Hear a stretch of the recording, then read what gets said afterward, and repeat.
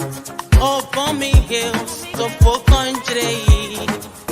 To educate, elevate, and promote. Yeah. Focus on Liberia. For Liberia, Liberia. For Liberia, yeah. From Monday to Sunday. From Monday to Sunday, it's focused on Liberia.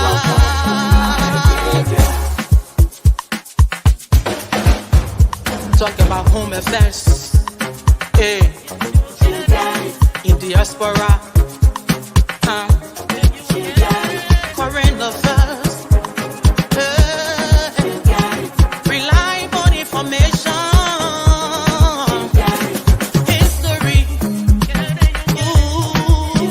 Talking about culture,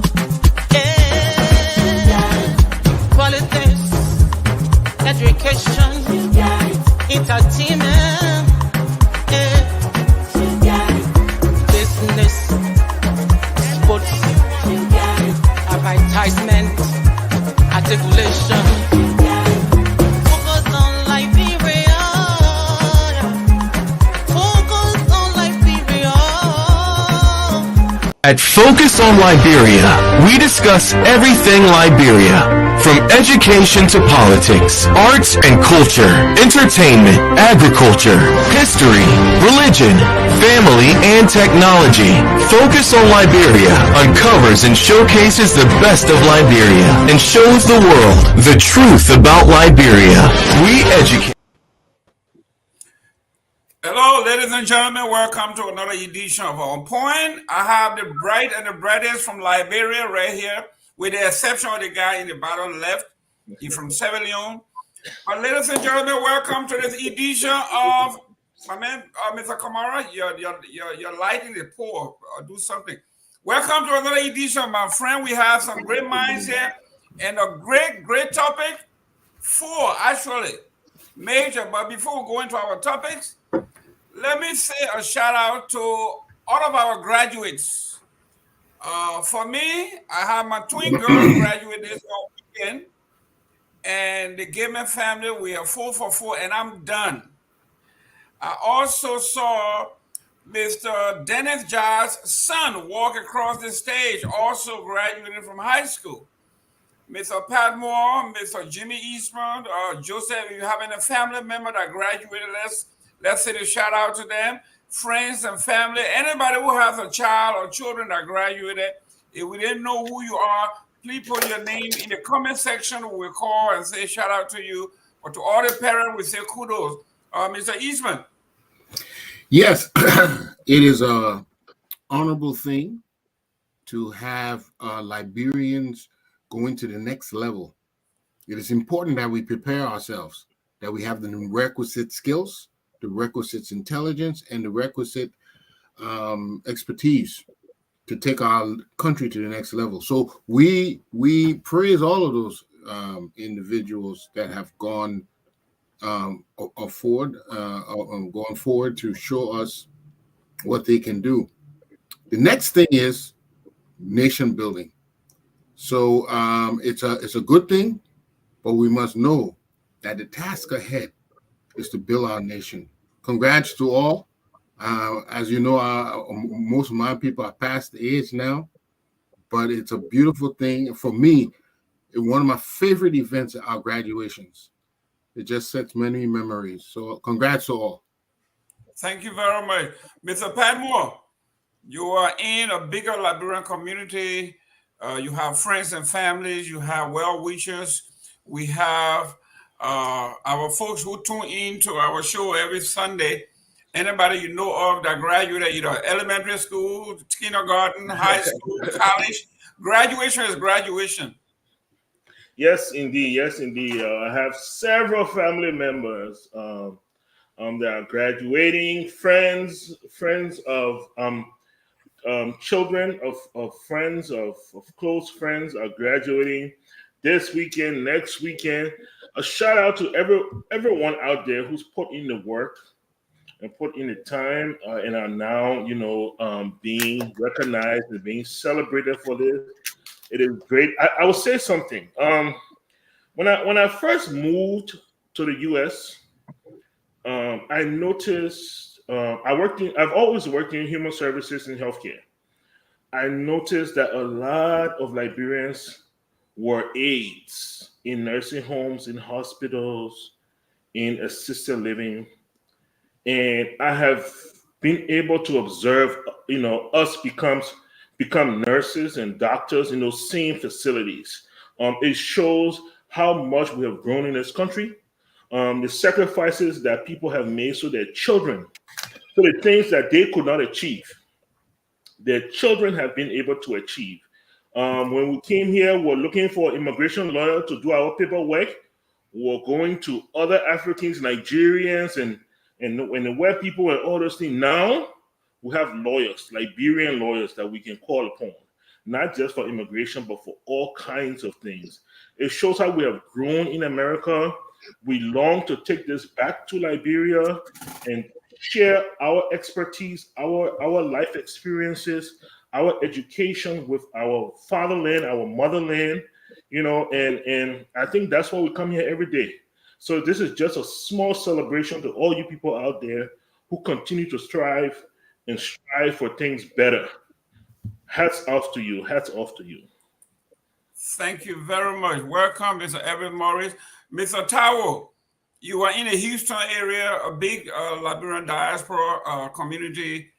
Your family, friends, our well-wishers have graduated children, kindergarten, elementary school, high school, college, professional school. Say hi to them. If you know any, give them a shout out.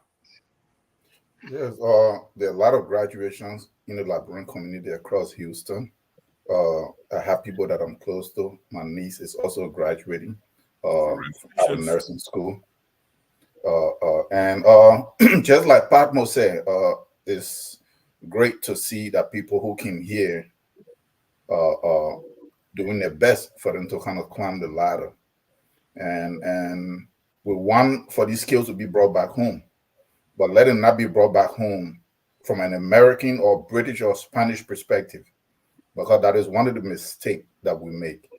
If you studied nursing here, the way in which it's applied, the concept around it is different. We need to have the opportunity. We hope that the government in Liberia can create an enabling environment where people can actually go for them to be able to observe and learn the best way in which to apply this knowledge, and so that it can make a positive impact in the country. Thank you. Mr. Kamara, you in the Baltimore area, another big place, another Liberian community. Your take on the graduation, the success of our people? Yeah, it's always a good thing to acquire knowledge. I'm just hoping that most of this knowledge will be acquired in areas that are important to like Mr. Eastman said, nation building. But the most important graduation for me is high school graduation. For those that are graduating high school, you said Dennis Johnson was graduating high school, right? Yes. And I hope I want to say thanks to Dennis Johnson. It's not an easy thing to continue a child in this country, to get them to stay under your roof until they finish high school. That's the most important part of education for me, especially in these contemporary times, because everything you learn in college now, AI is going to outdo you in it anyways. So most of these doctrine college portfolios, a lot of them are being outdated. Most of them were designed during the Industrial Revolution, and we passed that stage. But congratulations to them. We hope that they tailor those things to suit their tradition, their custom, and their own heritage, so that work for them. But if you just leave it as raw as it is and take it anywhere in Asia or anywhere else, it's not even going to work, because it's designed for certification. But this is hard work. This is really hard work, and we want to congratulate them for their work done. Great. Mr. Elvis Morris, I had twin girls graduated this weekend, and Dennis Jah had a son that graduated this weekend. Where you are also in the Brooklyn Park area there, hopefully. a lot of Liberians, family members, friends, well wishers, anybody who has graduated that you know of, you want to give a shout out to? Yeah, I mean, thank you again, and hello to the panel. I will echo a lot of the same sentiments that the other, panelists echo. And I'm actually in Plymouth. I think Mr. Patton will know what Plymouth is, but not in Brooklyn Park. But look, the brain drain. I will just touch on this for a second. The brain drain that is happening in our country, even those who get higher education in this country, nursing, engineering, and other things like that. You know what's the number one focus when they graduate? How do I pay all this student loans back? How long is it gonna take me to pay all of this money back? The first option is not, oh, I gotta go home and help my country with these skills that I require or the No, education I you're not I gonna pay you back. That's not where you go. They can't catch you. so most people, are worried. But the thing is, I just want to say this to our government. I remember the days China did this a lot. I think earlier on, our government used to do it. I think people like George Bowley and other people who came to school on scholarship in this country went back home and immediately after graduation and started serving in the government. So our government and future government needs to really make it a priority to bring people in this country, acquire education, and go right back home with no intention of staying. Maybe they can sponsor the tuition so that we can have this knowledge being transferred back into our country because a lot of people get these higher education degree and they only stay here to pay back that that student loan for 20, 30 years and they have no intention of going back home. Or they go back home, they get to do corruption in order to pay off the mortgage and the student loans, and it's not really helping our country. So congrats to all the graduates, high schoolers and college graduates. But for those of us who are Liberian of Liberian heritage, we got to find a smart way to transfer that knowledge back into our country to make it better. So thank you. I'll leave it there. Thank you, ladies and gentlemen. This is a Memorial Day weekend. This is when we gather to give thanks to the men and women who lay down their lives for us and those who are serving all over the world. We want to say shout out. We want to thank you. It is because of you that we are here. You fought for us. You made it possible for a boy like me to come from Grand Bassa, to come here, sit, run my mouth, and do well. And sit here and boast about my children graduating, my twin girls graduating from high school. It is because somebody paid the price for me to do this. Mr. Padbo, guys, let's do us ourselves a favor. Let's share the show in our chat rooms and for some reason, I'm not getting my notification. So all my friends are calling what's going on. So if somebody can forward it to me and I will forward it to my inbox. But Mr. Eastman, we are here and ready to rock and roll. There's a lot going on in Liberia. We talk about current events, and we want to make sure that we discuss them, and we are asking our folks across the world to join in.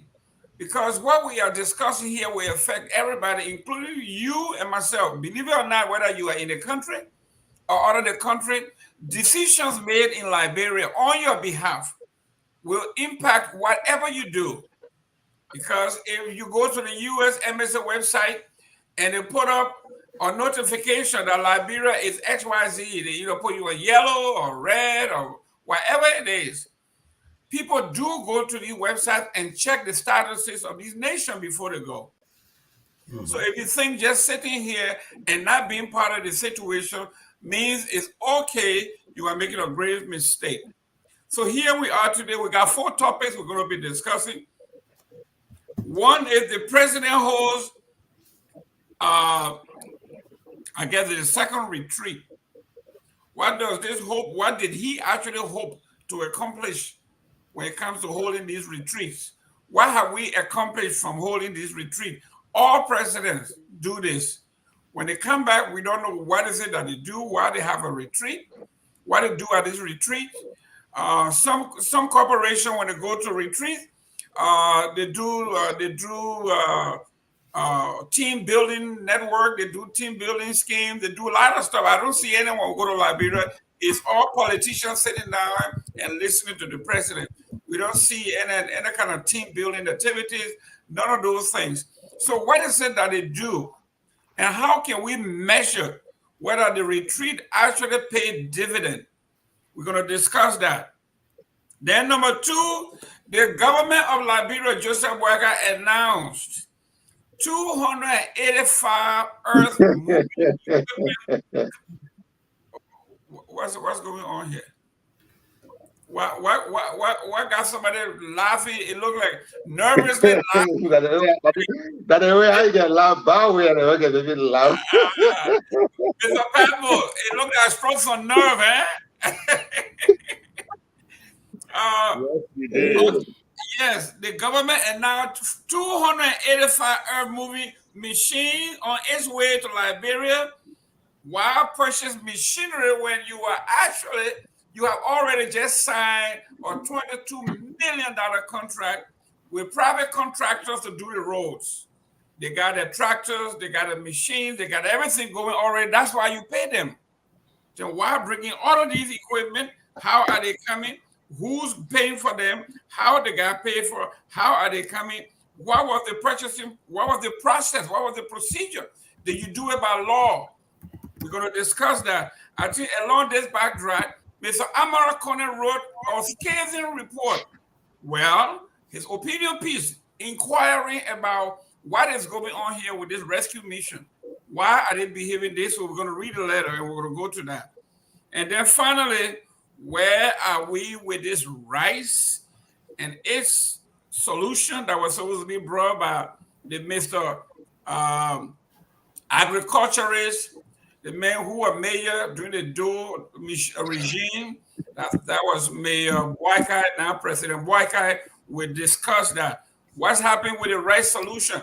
The resolution to that problem, I think the Commerce Minister made a scathing comment, He said the rice importers, they are actually a cartel. And he is part of that because the Lebanese are importing rice and he's a Lebanese, he's part of that. And he called himself, he said they are cartel. For a man to tell you that, listen, we are cartel, we are here to steal from you, but I'm the Minister of Commerce, it says a lot about what Mr. Kamara is here laughing about. No one had touched a nerve. Welcome, Mr. Victor Nangbe, the political analyst. Hey, it's good to be with you guys. Happy Memorial Day to you all, and happy Memorial Day to our viewers out there in cyberspace. Great. Today, I am going with my homeboys from the Minnesota, how they call it, the Timberwolves. We are going with the young blood. We are going with the boys. You guys are in trouble. We are going for it. That's fine. They have to learn the hard way, but if anybody can come back, this group can come back. But Mr. Kamal, let me start with you. Since you were on, you always claim that you're in the know, you are advisor to Boakai. Tell me something about this retreat. What is a retreat in the Unity Party sense? I went to one, President Ellen Johnson Sally invited me to one through Debatng Current in Basel, and I had a great time. The food was great. I don't know why they got all of that, but talk to me. What is this retreat? What is it we're supposed to get? What is the history of retreat, and what is the measuring goal? Yeah, first of all, let me say thank you to those wonderful Liberian ladies who cooperated or worked along with the African Software Association. It was a grand program. It was a great unity occasion. I really enjoyed it. Unfortunately, we did not win one position in there, not even third place. And so, but you know, but it was great. I saw unity among young Africans hugging each other and stuff. It was really beautiful as someone who is a Pan-Africanist. But look, we all know what is. You what? Pan-Africanist. Well, every day you change it. You're not Sierra Leone again. You're not Bassa. Now you are Pan-African. What kind of man is it? Sierra Leone is in Africa. Bassa is in Africa. So what's the problem? I never heard you say Pan-Africanist before. You always come a jaw. Go ahead. All right, man. Okay, so you know that Ismail can catch with routine. That Ismail can put here corner with routine. You call come man that. Only Ismail can catch that. Retreat is a Pan-Africanist thing. No. I need to tell you why it's an insult. Hey, man, No. I need to address this. Yeah, you are addressing what you are calling for. Wait.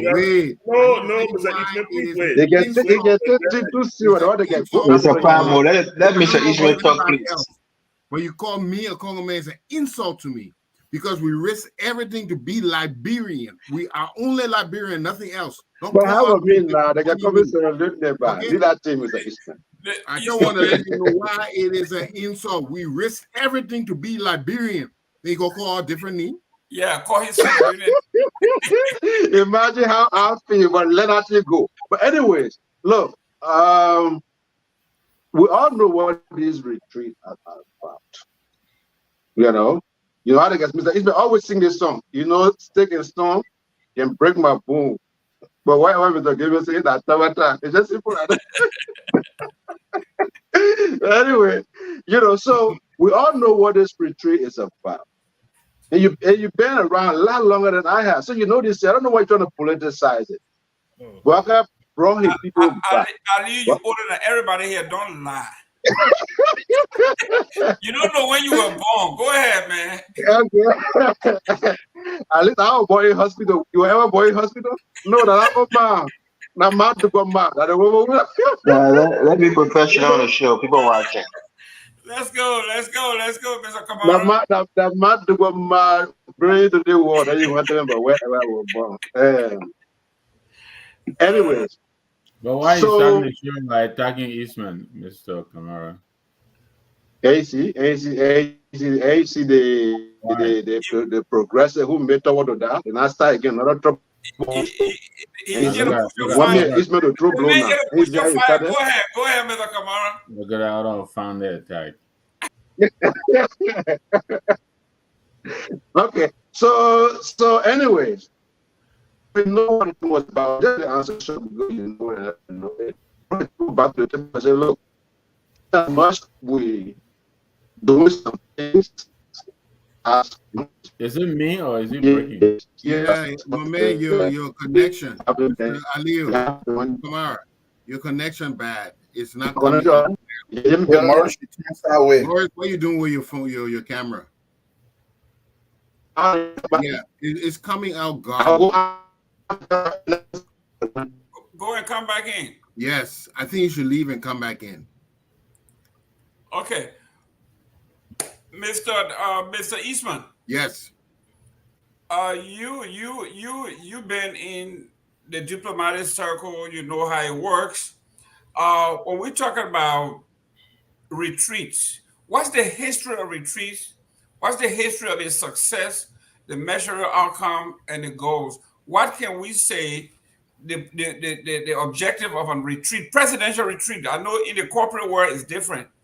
Yeah. I think the word retreat it has a different connotation.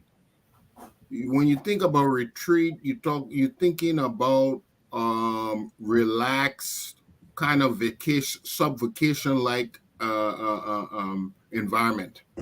But to me, the purpose of them getting together was to realign their purposes.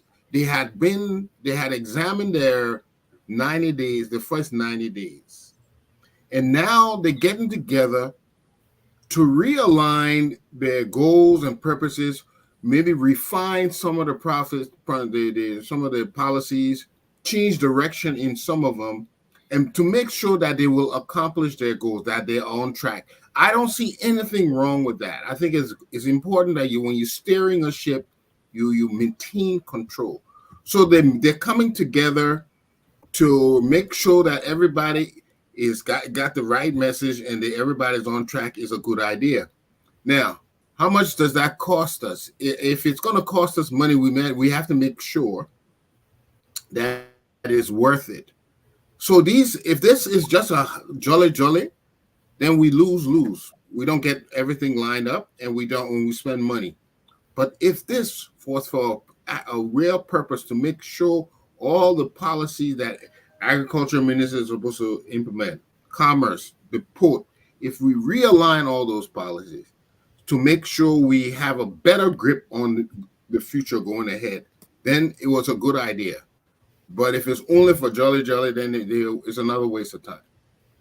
Great. Mr. Padmore, when the last one that I went to was in Buchanan, President Ellen Johnson Sirleaf and Joseph Boyka had this, and all I saw were different agencies and ministry having flamboyant PowerPoint presentation that actually somehow absolutely nothing to do with the policy, but they were out there basically trying to outdo each other with PowerPoint presentation, trying to impress the president with what they have done, what they're going to do. In reality, they were nowhere to check what these people were presenting.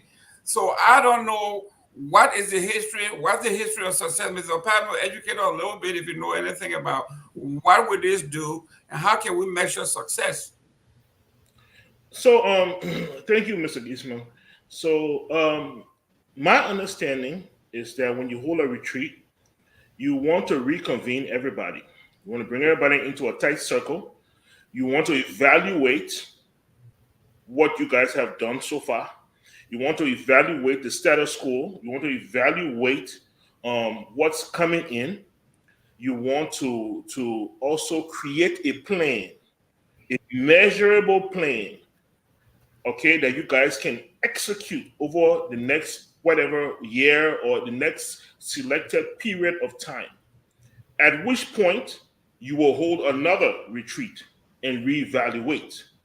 My issue with these retreats is one, none of those things happen. There's no evaluation of what has happened. Okay, there's no evaluation of the present situation, and there is no plan into the future, measurable plan. I'm not talking about flowery or PowerPoint presentations. I'm talking about a measuring plan where somebody says, "Look, this is where we are right now. The right situation. This is where we are, and this is where we want to be within the next year. This is how we plan on getting there, so that next year at the same time we can measure that." That's my understanding of a retreat. It boosts your morale. It supports those who are struggling, and it gives them a sense of purpose. So you leave that retreat focused. You leave that retreat determined, to get certain things done. And we don't see this. People go there, they sit down, they hang around, they answer their phone, they play on the internet, they take pictures. Oh, don't forget about the pictures. They take pictures, they congratulate each other on their government assignments, and stuff like that. And then they leave. They leave. That's it. We haven't heard anything. Nothing on agriculture. Nothing on prices in the market. Nothing we haven't heard at all. Great. Mr. Tao, you've been working with a lot of Fortune 500 companies. I know you do retreat. I have been on several of those. What is it that, this political retreat is totally different. So those of us who are not politicians, we don't know the objective of it. What do you make of retreats and how do we measure success? Okay, so from the private sector, it's completely different. Okay, so when you are going on a retreat from a private sector, the agenda, they expect the agenda for the one that it actually already almost pre-laid out, and you somehow function within that, right? So say I'm coming into a retreat and we Schlumberger or Halliburton is trying to decommission a well or trying to prospect somewhere maybe 5,000 feet in the Gulf of Mexico underground to test out an oil well. So when we get in there, you come in as a company that what service are you that you provided and will respect this, so you have like the overall goal, and then you come in, you work off of that. So it's completely different. I think a retreat from a government perspective is irrelevant, especially in Liberia's context, right? I think it's irrelevant and it's a waste of resources. And this is why. You go ahead and you gather a bunch of people, and in a short period of time, they say that every ministry and every agency, do you really need to hear from them? What you are saying in that instant is that everything is important and is necessary at that moment. So you are not going to be able to get enough from everybody It just like you said, people are going to be trying to outdo each other, right? So if you have one retreat after the other, like Padmo said, which is what they do, it's a waste of time. If the president needed to target agriculture, you already have the ministry. You can tell them, hey, this is what I want to see. They can get that back to you. You can be the retreat, let you scatter your focus. But if you're dealing with people just from the way the government is going to run, you can actually target people individually without trying to bring everybody together. It's a big noise and everybody just gathering, moving around. So nothing comes out of this retreat, especially in a place like Liberia. I think they're dealing with a naive public, and they're dealing with people who, when they hear these terms, then it's supposed to mean something, but they don't mean anything. And stuff like this, where government, I said they don't have money, they're wasting resources continuously. This is not just a boycott thing. As we said, Ellen did it, we did it, and they're all doing it. It's just a waste of money. It's the government don't have anything to do, and they're trying to score political points. Thank you. Mr. Kamara. Yes, sir. Liberia has been having retreat from time immemorial. So this is not. No, Mr. Kamara just spoke, Mr. Gamer. I didn't speak. He has not spoken yet. So this is a non-party. He actually has, Mr. He has. He's the first person you went to. You're talking about Duamai, and they wanted that one. Try and get with it. Okay. Get with the program, Mr. Host. Get with the program. Mr. Elvis Morris. He has spoken on it as well. Oh, No, I didn't speak. I only need to have my introduction. All right, you're the best. But let me say this, Mr. Gamer. Yeah, Mr. Kamara, I'm coming back to you. I think you were right when your introduction was it. Listen, I was making my point when the internet started. I didn't front him. Yeah. Oh yeah. Excuse me, that's correct. You are very low, but go ahead. Yeah, he's right. I think Anthony, somebody got a mute in the background. You are very low right now, Mr. Kamara. You turn your volume or your microphone up. Very low. Everybody talking. You hear me now, right? Yeah. Well, yeah, you go ahead. The supervisor, Mr. Evans, wants to call. But anyway, what? Wait, see, have a head. I said, go ahead. We hear you. Let me go all the way back. You see my whole here now? There you go. Thank you. Because you never 75. You not see all part of my bullet. Now you're happy now. But why you always let us stick that? What am I doing? What am I doing about it? I don't know. Go ahead, man. Go ahead. Mr. Gilman, I see this thing a whole different way. Okay. Like I said, I will remain on the positive side. I will look for all of the good things about this government and what it's doing. No, we're not talking about this government. We're talking about retreat, not this government. No, but why would we talking about retreat from 1847? Let's talk about this retreat. This is the one I want to talk about. Go ahead. What I'm saying to you is that this retreat, according to those who were there, say it was a success. I hear my brother say it's a waste of money, it's a waste of this, a waste of that. My only question for some of these things is, what can be done that one day we can actually come and say, well, we don't know what it was. Let's hear the outcome, and then we'll decide whether it was necessary or not. We just jump straight into negativity and not even know what's going on.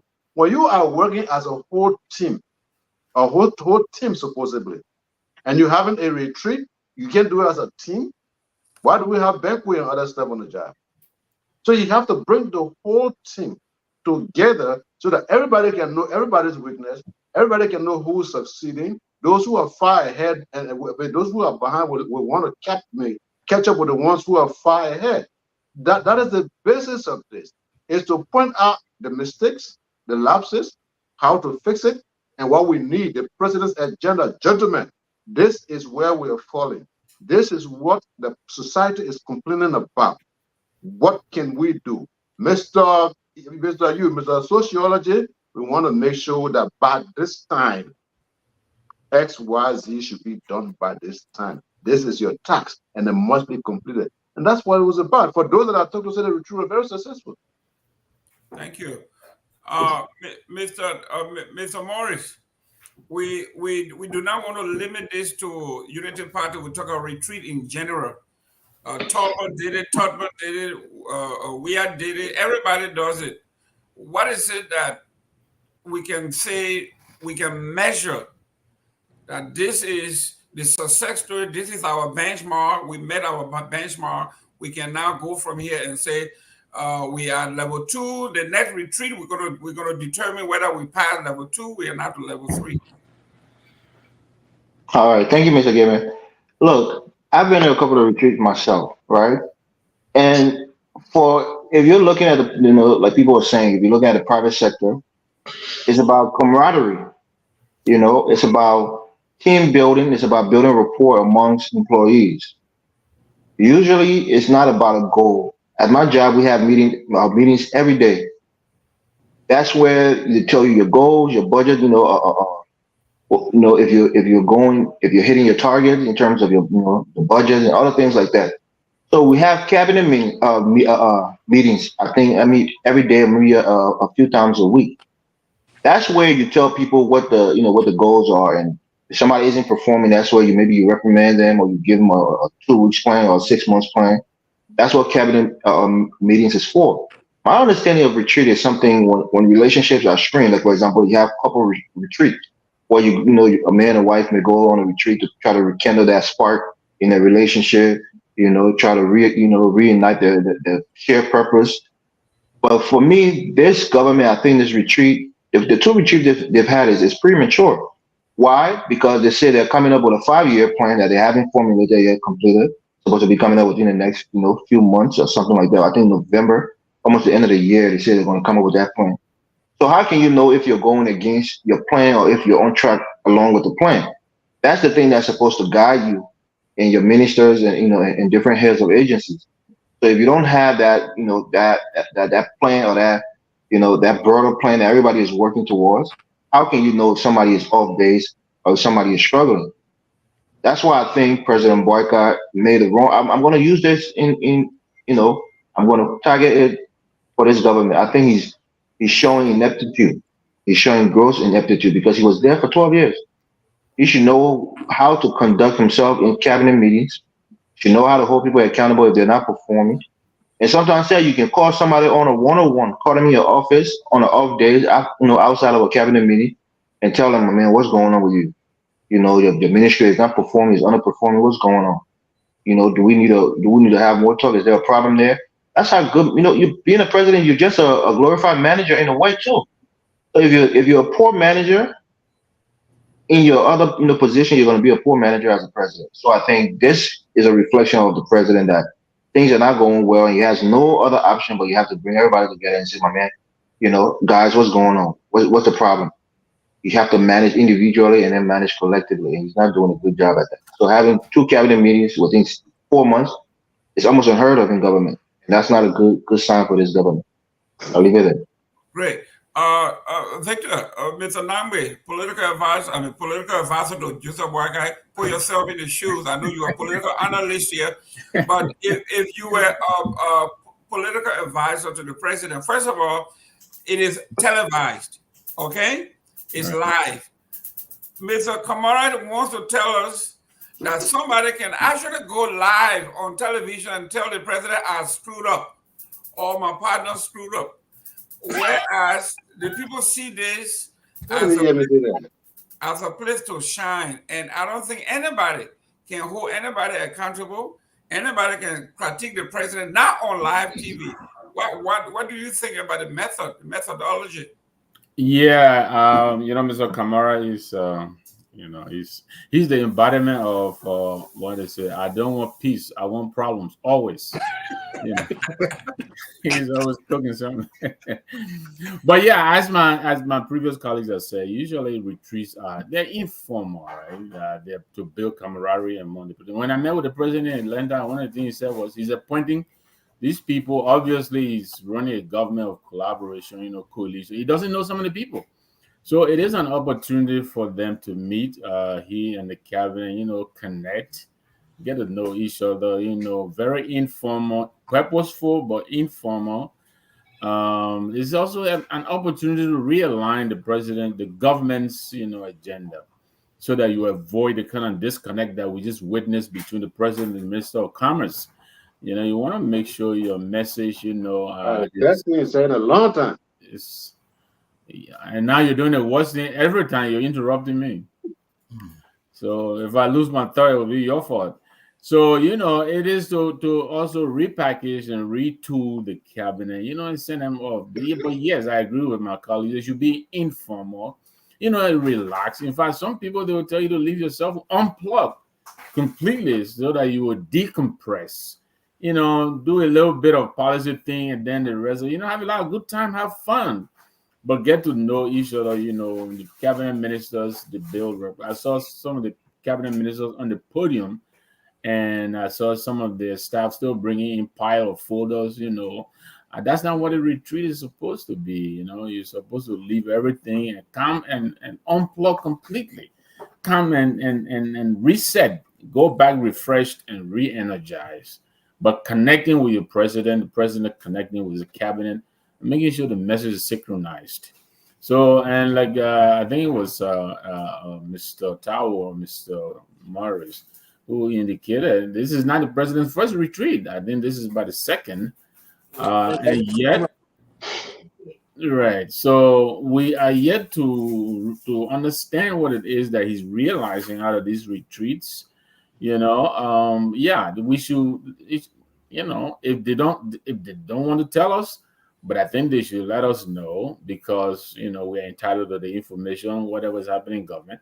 Give us a little readout on the retreat, what you did, what the purpose of it was. I don't think we have any of those. And then, this particular one is really kind of is splitting heads. You have a retreat and you have this weird presentation that everybody is talking about, which I think we will talk about, which seems to have broken almost every protocol on all levels. It's kind of really confusing, when we see this slow motion of self-destruction going on. It's mind-boggling.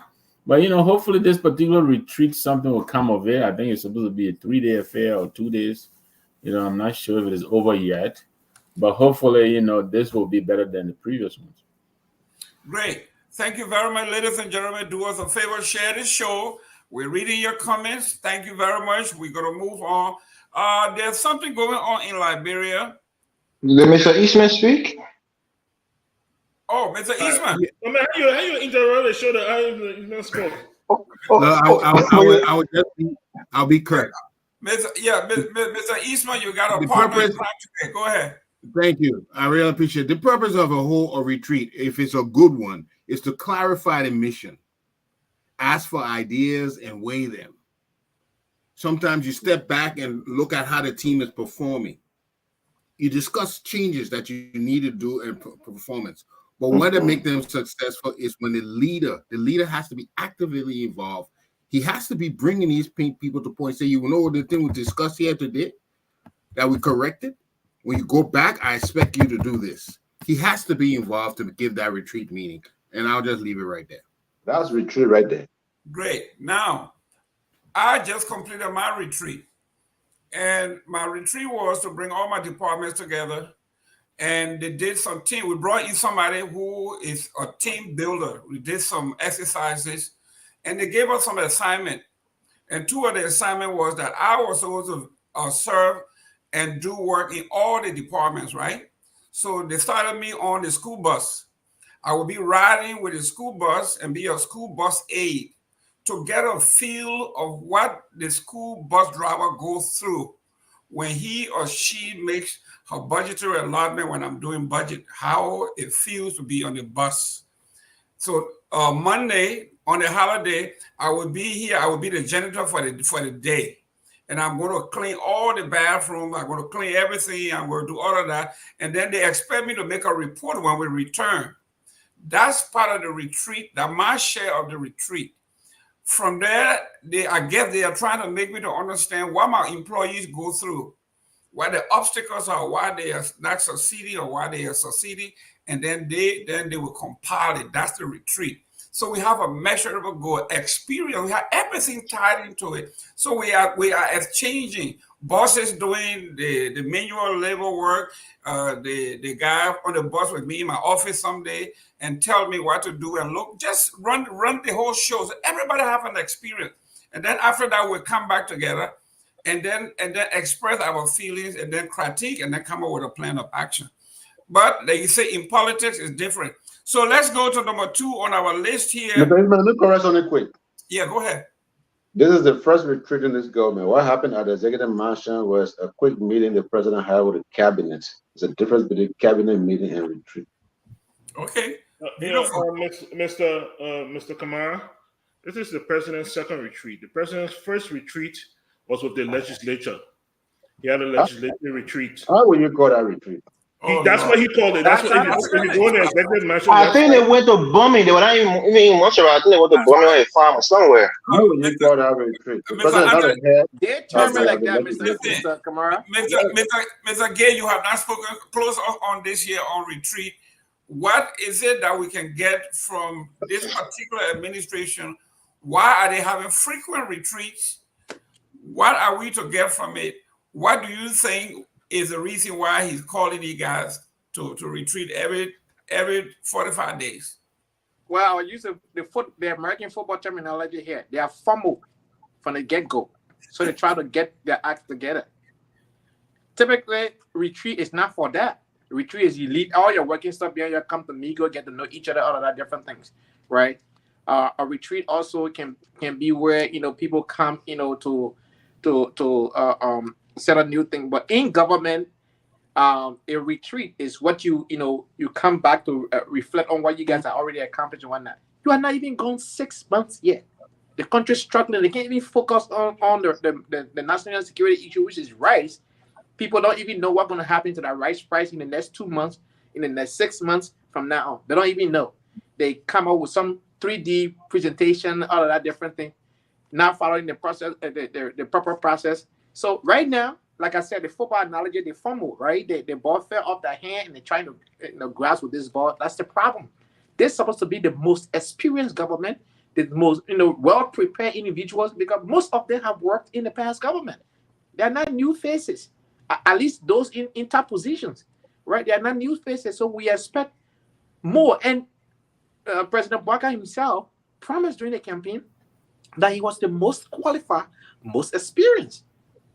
So, he set the bar high for himself. Great. Ladies and gentlemen, welcome. Let me reintroduce our staff here. My co-host, Mr. Michael Padmore, is on your far left or right, depending on where you're looking. On my far right, maybe on your left, is my other co-host, Mr. Jimmy Eastman, the originator of this show. We started together way back. And then Mr. Morris, Elvis Morris, our young rising star. Once in a while, he rub elbow. Our young pin in the butt. young intellectual. And then our young pin in the butt. On the screen is our political analyst, J. Victor Namwe. He's the guy who and I go all the way back from the back of Matthew's day. And then on my right-hand side is Mr. Tower out of Houston. He's the George Bush guy. They're the oil people. Thank you very much for being on. And in the bottom right here is Mr. Anthony Gay, great computer guy, another Wiz, all the way from Grand Jeter by way of Pennsylvania. Thank you very much. And then Aliyo Kamal. The guy holding the food, you know how to say the food good. You come already in the bottom corner. Where you got this from? My man, let me move before you look terrible. Okay, guys, I don't know why he holding that. I was in that local. I don't know what's up with that colony. Ladies and gentlemen, I think it's a prop. Aliyo Kamara does not want to discuss what's coming next. That's why he's doing that. You see, Mr. Padmore, could you please put up our display here so we can look at? Can you put a picture of that? What, the machines? Yeah, the machines. Already dead. I'll go ahead and play the video. Okay. We before he plays the video, let me give you the breakdown here. The government of Liberia announces over the weekend that it has procured 285 earth-moving machines. That's too much. And it's on its way to Liberia. Now the question is, why purchase all these machinery when you just offer or you just issue $22 million to private companies to do roads? They had their own machinery. The roads, according to them, they show pictures that the roads have been done. The machines are working. So why purchase all these machines with private money, with public money, when you have already given that much money, $22 million to a private company to purchase the machinery here? What are the contracts? Who were contracted to bring these machines to Liberia? We want to know what was the process used to purchase these machines. Was it our loan? Was it a grant? If so, who approved it? And when will it be here? What is the mechanism set up to actually operate this machine, repair this machine, maintain this machine?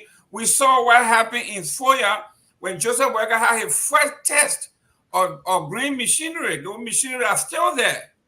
They are in FOIA, growing grass all around, and now he's bringing in 285 of those machines. Who are the trained people to do the work, to ride these machines, to maintain these machines, to operate these machines? These are heavy-duty mechanics. We're talking about 285 spread around the country.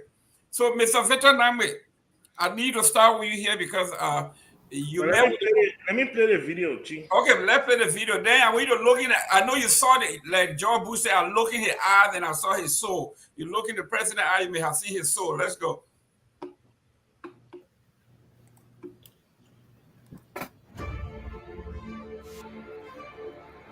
Your Minister, Christie, Senior Minister of State.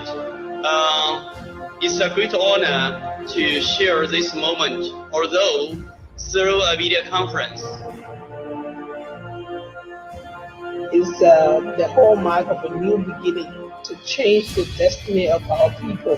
If you know the history of Liberia and you know the conditions of our roads, this is more than just turning machines over. This is changing the lives of our people completely, and we are totally grateful.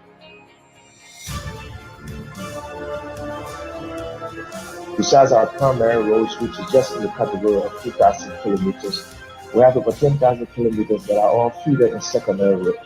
These roads connect to our agricultural belt, so our farmers are able to go to the farm, grow food, but are able to translate that to market. We are making history in Liberia, connecting Liberia with China and South Africa.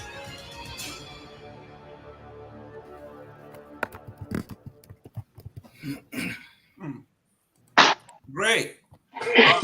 Mr. Namwe, the first thing that I saw is something that looks like a Liberian flag, but it's actually Joseph Walker flag. Joseph Walker's face is in the middle of the Liberian flag, and it's stuck on every machinery. I remember when when President Weah was in power, President Walker criticized President Weah for putting his plastering his picture on every billboard and every pole. He said every light pole he put on, he got his name and his picture on it. Here we are, Mr. Namwe, talk to us. What is the process and what's going on? People are confused. Well, the intent of, I think, what they're trying to do, I think the intention is good. I think the president is, I think he's losing sleep over what to do to develop this country. I think he's anxious. He wants to. I'm not sure if it is about legacy, but I think he genuinely wants, to get us out of the misery that we are in as a country on many levels. We all know the roads, besides the corruption in government, the roads are our major handicap. So I think it is well intended, but it's just the way it is done. That is what really leaves a lot of questions. It's just so many variables, that surround the whole process. First of all, the presentation, it is presented as though those things are on their way and that some are already in country, which really is nowhere near what seems to be the facts. There are concerns being raised. I read a piece that was shared by Senator Coney, Amara Coney. He raised a lot of questions in there. Is this a is this a loan or is it a grant? If it's a loan, what kind of loan is it? Is it a concession loan? What are the terms of the loan if it is a loan? How many years? What is the interest rate? Who is the guarantor of this? He said there is money in the budget from the road fund, but it's nowhere near what the estimated amount. I think he's using $100,000 to calculate each of these each of these pieces of machine, and his calculation comes to around $30 million, which he says is far less than what was approved in the budget. So it's just a lot of confusion around this, and this is really what is the hallmark of this government. I don't know whether it's just overzealousness or anxiety or what it is. They don't take the time, to check their boxes. It's just I mean, this the rollout of almost everything is always marred by a lot of rookie mistakes. From the appointments to everything. There doesn't seem to be that much thought given to the planning and processing and then the release of these things. So yes, we barely need these kind of things in Liberia to help us recondition our roads, as we mentioned earlier. What about the $22 million that was already released, I guess, to the Minister of Public Works? What is that money doing? Is it going to be a part of this arrangement, or is this an entirely different and brand new arrangement that they're making? What about the souls? What with single souls? Contractor that many people are questioning. Did they put this thing through the PPCC process? It's just so many questions on all levels. Hopefully, like Ms. Senator Connie is saying, I think he said he made some calls. He didn't get any response. So he's hoping that by making his concerns public, his questions will be addressed by the government. And maybe, hopefully, when they do, we understand the mystery that seems to be surrounding this whole process. So I think we'll wait for the answers to see. But as yet, what we have right now is the semblance of another Eton or able-mouth arrangement, where in the haste, to seem to be delivering, they go and cook up these arrangements that are so hollow and so so spurious, that sooner or later the whole thing collapses. I just hope this is not what we are witnessing again, because 285 pieces of this earth moving equipment, that's a lot. That's a lot. Kone is raising issues even about storage, the distribution. How is it that each county gets the same amount, 19? And we all know all the counties are not equal. So those are some of the analysis that some of us were hoping to do, and it doesn't take a lot to do that. Bapulu and Nimba are not the same size. Why do you give them the same amount of pieces of equipment? So I know my colleagues are they want to come in, so I will leave it there for now. But I hope that more explanation is forthcoming, and I hope this is a legitimate. It is a legitimate arrangement that will benefit Liberia. If it does, we'll all be happy, because then Liberia wins. Great. Mr. Kamara, before I go somewhere else, let me come to you, because like we always say, it's not easy defending government. Now, Mr. Kamara, when Joseph Waka came to power, we said that he broke every law with the code of conduct. So we knew that nobody else is going to abide by any law, because he's not a man who believes in law. He said he was going to be the more transparent, accountable to the people. Here we are. All of a sudden, Joseph Waka announces 285, almost between $30 and $50 million on equipment coming. It's not there yet. We're talking about it's coming. The Senate and the House of Representatives are oblivious of what's going on, where's the money coming from, the source of the money. They want to talk about who is guaranteeing if there's a loan, what is it that we're paying for this? What is it that we are giving up for this? These are important questions. And why didn't it go through the PPCC process that's required by law? Mr. Kamara, what is going on here? Yeah, first of all, let me just correct this. The president of Liberia is the head of the executive branch of government. He cannot call the legislature to a retreat. They might be having a joint retreat, but the president have not had a retreat prior to this. These are the people he commands. These are the people he controls. These are the people he called. That's not the question. No, I'm coming to the issue now. Hey, ask me a question. You gotta give me a chance. Y'all make a question. I come to the issue. You Mr. Gamer, you're funny. You're a funny, very funny guy. You said Joseph Boga announced that he's bringing. I don't know what people saw Joseph Boga announcing anything. But anyway, you didn't see the picture. Mr. Nangwe, tell Americana to keep quiet. Oh. Since he won the election of Babolo County, the people of Babolo are complaining. They have not felt his presence. He's in the House as senator. No legislation for Babolo. All he want to fight that Joseph Boga, and they're in two different branches. Instead of sitting down and waiting to see the item arrive in the country, and Joseph Boga doesn't follow certain things, he's not waiting. He just watch one video, he go on the internet again. This is a less business senator who doesn't have a whole lot to do. But let me just say this. There's people talking about, oh, where the money coming from, this and that. When you put money in bucket and in bag, and went to the southeast and went around the country, so you were doing presidential tour, you spent millions. Where do you get that money from? And now from the presidential, what you call it? Mr. Kamara, we are talking about Mr. Kamara, we are talking about boycott. You say all those things were wrong. But coming now, you want to I'm making a point. No, if you allow me to connect the two, you understand what I'm saying. Joseph Boga has $52 million that already been approved. Not only that, when you go to the road fund, there's also a allocation made, again, that was approved by the very legislature for equipment. I will not give you too much explanation for zigzag.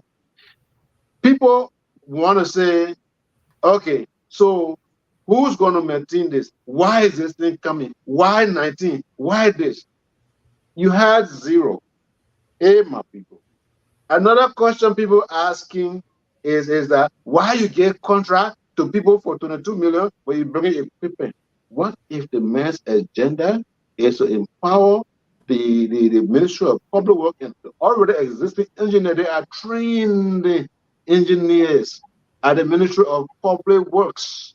I mean, trained, sophisticated engineers that can work anywhere and build anything. They are at the Ministry of Public Works. What if Joseph Boga wants to empower the people they sent abroad? Do you know how many Liberians the government have sent over the years, several decades, to go abroad, get training, medical doctors, engineers, blah, blah, blah, and then you just bring them in the office and put them on payroll? That's it. What if Joseph Boga is trying to utilize that? So I think sometimes we're in the right position to talk. It's our right to speak. I think sometimes we should do more investigation on what we want to speak about. That will help us with good insight. We'll be able to put out better information. This man, when he was running his campaign, he said he was coming with different form. Things will not be the same. Let me tell you something, and you know this.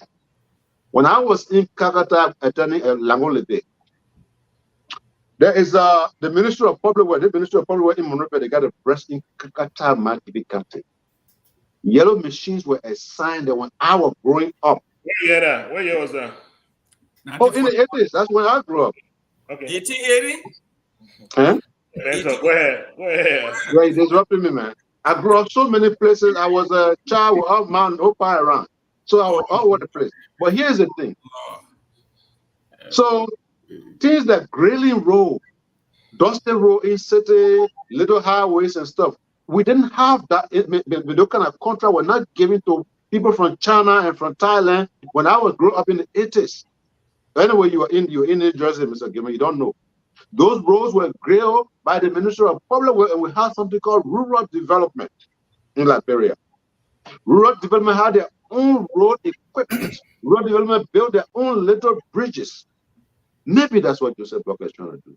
Maybe. Now, thank you. Yes. No, for you now, for your understanding now, I just want to leave a little window there. So in order for us to just come out, boom, boom, boom, boom, boom, and just be talking. No, I live in Liberia. I grew up in the 80s, late 70s, 80s. I know how things work. So when I see these formats, what I am looking at here is stubborn. What I am looking at is when door was functioning, the little time that you had to function. That's what I'm looking at there. I see Joseph Boakai bringing back something that works. That's what I said. Now, I can say today, honestly, that in as much Mr. Nangwe disagree with almost everything, but he has done it so academically that I'm willing to engage him today. I can say, okay, he's speaking as a let's start that. First of all, let me correct you. And you don't need to do any, just Google it. Amara Kone, and I'm not a fan. Amara Kone, first of all, if he's not a rescue senator, he's a sympathizer. So let's get us with two. But what was the point why you coming on now? I know Amara Kone. We gotta move on. Yeah, why should I know? Sponsor along with any senator the Presidential Transition Act. Just check that out. Yeah, and I know Amara Kone. No, you say you're not passing any bill. I'm just saying you're listening. I say he has not. He has not. I was just trying to press you now. You jump to fight. If that fight you want to start. Oh, you started. I didn't start it. Oh. Mr. Kamara, so I can go to other from the southeast. The problem is, Amara Kone has not made any meaningful impact in Bapolu County for the last 4 months. However, he's pressuring Joseph Boakai to perform miracle. All day sit down and write. All day sit down and write. Okay? What I am telling you, what I'm looking at here, for those of us who grew up in Liberia, unlike Mr. Gilman, who grew up in New York, Washington, D.C., or whatever, what Joseph Boakai do, we can see, we can connect the dots. This is what this old man is trying to do. He's trying to put the project back in the Liberian people's hand. That's what's going on. Now, please wait. If Joseph Boakai bring the machine in the country and you see the machine on ground, please wait for that time and then engaging, asking questions as a senator. If they come to you, they ask you no question, they say nothing to you, why you go out on the radio looking for something? It's just like the Supreme Court going around looking for a kiss. Set the behind down, they will come to you. But man, why are you taking so long? Why are you taking so long? Mr. Tao, you got 2 minutes on this. Look at what happened. I think you need to reset the time. Mr. Tao, Joseph Boakai has a record. He was giving $30 million with some green machine and he filled the green ground. Talk to me about his record. You know what happened here is that I came on this show and I encountered Mr. Kamara, and he was like a guy that was a truth talker. Forget what I want. Every mistake. And I'm really surprised that he will blatantly just mislead and try to sidestep everything that is wrong. It's really sad. Yeah, it's troubling. And this is our problem right here. I'm not a fan of Kone. Kone has no credibility because they were the one that ran the government on Ellen, and they were the one that created all this trouble. They were the one that were bribing senators and representatives so that they can pass some bills that they needed to carry out that have our country into almost 100% overhead or recurring expenditure. But for Mr. Kamara to be here to say that a senator don't have the right to even question how the president spend the country's money. Yes, don't interrupt me. Yeah, this is troubling. Come on now. You can support this man. You stop supporting individual men. Let's do this for the interest of the country. We need to know when the president starts spending money from out of presidential budget to do public works projects. That is not normal. So what happened in the instances is that anything around concession or purchases, there is a lot of corruption around it. So since there are corruption and questionable stuff can go on, it's good for the president to be open, for them to be able to lay out if they're going to do. The guys, they're not buying just one vehicle. You're talking about a bunch of stuff. So they're supposed to lay this out to the Liberian people. And these things are coming in. Where is the road work project that they have actually even laid out to say, look, this is the plan on how we want to target this stuff. In the next maybe 6 months, the layout or plan, and to tackle this. These are the equipment that we need, and this is how they. Then that's a whole plan. But in the first place, I think this is just political move. They're not bringing any machine in. They don't have the money, and if they had nothing is coming in, you will see that just like the retreat. I strongly believe maybe a couple of machines might come, just like this way to say they have machines sitting on all the road, and then we don't see anything. My niece just came back from Grand Cru. I have another cousin that served her internship. The auto roads are very bad, and it's still dry season. No roads being prepped or anything. Thank you. But Kamara, get out of this stuff, please. Be honest here. Don't try to. Can I say something? I've been attacked. Thank you very much. Mr. Jimmy Eastman. Yeah. Don't attack anybody. When this president came, for you to come and bring that many equipment in the country, you think there would have been a roadmap to say these are the projects that we are working on. This how long it's going to take to work on these projects. These are the people responsible, and this is the outcome.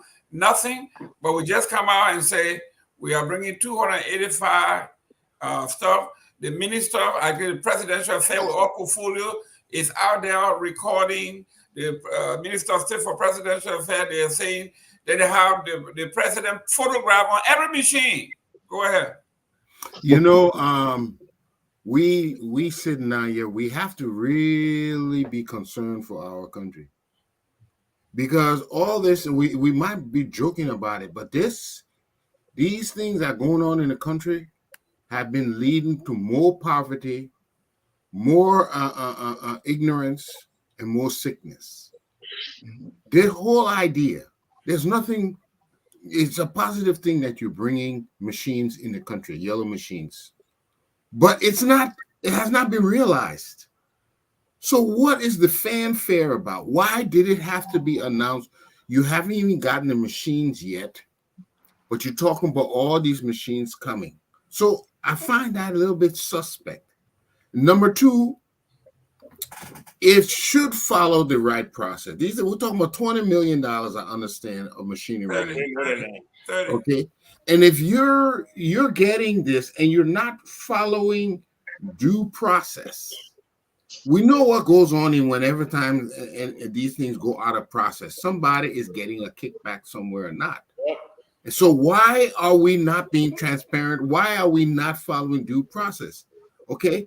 So two things, it has not come, and there are calls that due process is not being followed. But here is the more essential thing of all this. You can bring 1,000 machines, and if you have not stopped the irregularities, the corruption, the misfeasance and malfeasance that are going on in the country, it will be nothing. I see we're going for loans to other countries. We're bringing more money back for our loans, only to give the people more money to steal. The best thing that this administration could do for their people is to reduce the level of corruption in the country. And that is by taking stringent actions against the wrongdoers. Because no matter what you do, if you do not curb the level of corruption in the country, no development will be able to go on. You can bring $1 billion, it will be sifted out. People find ways to take advantage. Why are you not addressing the 600-pound gorilla in the room? All of them say they're coming to do it. When they get there, we see them create asset recovery, and the next thing we know is all dismembered. And then president that is serious about taking Liberia to the next level will emphasize corruption. It can be done. It was done in Singapore, but the people and the government, they have to have the will. And without doing that first, you are doing nothing, and you're going nowhere. I'll leave it right there. Mr. Morris, for most of us here, we are advanced in age. This is for you. This is your future here. If we leave our country in debt, you will have to pay, your children will have to pay. How do you analyze what's going on here? All right. Thank you, Mr. Gaiman. My concern with this is threefold. The first one, like everybody has alluded to, is the PPCC. If you're not following that, you're breaking the laws of the country. And as far as we see, these guys have already made the announcement that these things are inbound to the country, but they have not told us where the source of this funding is coming from. Was it in the budget? They've not told us what process was, what process they went through to procure these machines. That's problematic. My second and most important point is: are you a purchaser for value? These machines are being made in China. It's a subsidiary of a bigger company in China called Hongqi, which makes a lot of, they got the luxury department, they got a more construction based department, which is where this machine is coming from. On YouTube, I'm a car guy. I like to do I like to watch car reviews and watch a bunch of stuff. The people in China, the consumers and the customers of Hongqi, they always complain that the quality of the car is bad. They will be showing it to you on YouTube. Everything is breaking down. This company, they have a history of not having value for the money that you're paying for the vehicles. So if we bring these devices in, bring these machines in the country, number one, how do we maintain it? Are the parts readily available to maintain it? And then third, it would be a plan of action. What are we exactly going to do with these machines? Just to grid the roads? Just to make them, pliable? Are we actually building new roads and putting asphalt down? Or what's the plan of action? You can't wait before the things come, before the machine come into the country and you say, okay, this is our plan, a plan of action. You have to have a concrete plan. You don't buy a car. You have to have a business plan before you buy the tools for the business. So what is the plan before they start buying machines? So for me, these are my biggest concern, and I think this could be a racket if you're buying something for $30 million when maybe the actual value is only like $5 million, because you're not buying Caterpillar, you're not buying try and tested brands that we know can last for 20, 30 years. These are Chinese brands that you don't even know the longevity of it, and you're spending tens of millions of dollars on it, and that could be a bad investment 5 years from now. So the government had to do its due diligence on the company, understand if you're purchasing, for value, and if this is going to, benefit your country in the long run, and these machines are going to be lasting for a long period of time. So for me, I think the fact that he didn't follow the PPCC, the House and the Senate don't know how this machine was procured, that's a big problem. People have been saying it about Roland Giddens. He did it with certain companies to get him, sole source, single source, and nobody is saying anything about it. And he's probably doing the same thing here again with this Chinese company. So we have to speak up on it, and we have to hold our legislature feet to the fire so that they can call this government to account. Let them tell us how they procure these machines. I'll leave it there. Great. Mr. Padmo, you take us home on this here. You have followed these things before. You are a businessman.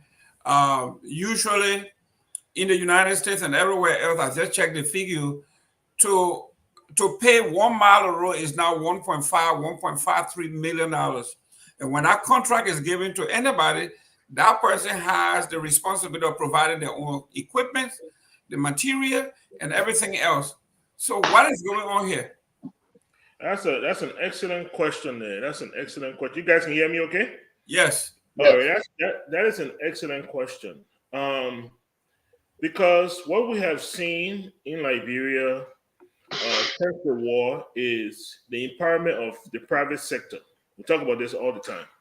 And what we have seen in the empowerment of the private sector is we've seen the Ministry of Public Works become more of a regulatory body, where the engineers and other professionals of public works regulate these contracts. These contracts are given out to private company. There's been a strong push for more contracts to Liberian companies, but these contracts have been given to private companies, where the Ministry of Public Works can then regulate them, make sure things are done properly, and make sure. And if for any reason the projects are not done properly, then the government can take steps. You can sue them, you can withhold money, you can stop them in the middle of the project, and reevaluate the project. There's so many things you can do. But here's where the government has and the people of Liberia has benefited. We don't have to purchase machines. We don't have to maintain machines. We don't have to maintain a stock of spare parts. All those heavy overhead that sits over government. When we were growing up and you passing by the barrier, you passing by a public way, you see the heavy machine and rusty in public way, and stuff like that. All that has gone away. Now, if you get the contract, you are responsible to bring in your machines, to hire people, to pay them, to train them, to maintain your machines. That is your responsibility. The government's job is to issue out the contract and to regulate those contracts.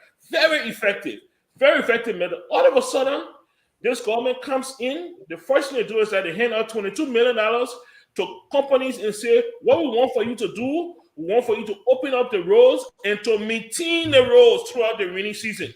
And we'll spend $22 million to do that. And then in a space of 1 month, we see that a video shows up, a presentation is made to the president. And this is not speculation. When you go about printing flag with Joseph Boyka's name on it and attaching it to missionaries, the deal is done. Let's not play around here. This is not, no negotiation is going on right now. That deal is done. Those machines are being loaded. That's when you put flag on it. You know, a private company does not go through all of those things for a skimpy deal. That deal has been done, it's been closed. Right now, they just giving it to us so we can chew on it because they understand that our brain mentality is that we get 2 weeks span, 2 weeks attention span. After that 2 weeks, it will die, and whatever we do. And it's extremely sad. We don't know how these things are being purchased. First, we see Sunny Group, which is a Chinese consortium, and then we see the injection of a South African. I don't know if you watched the video. There's a South African there, yeah. Okay, his name is Robert Gumade. Okay, yeah. It's a South African billionaire. He was injected into that.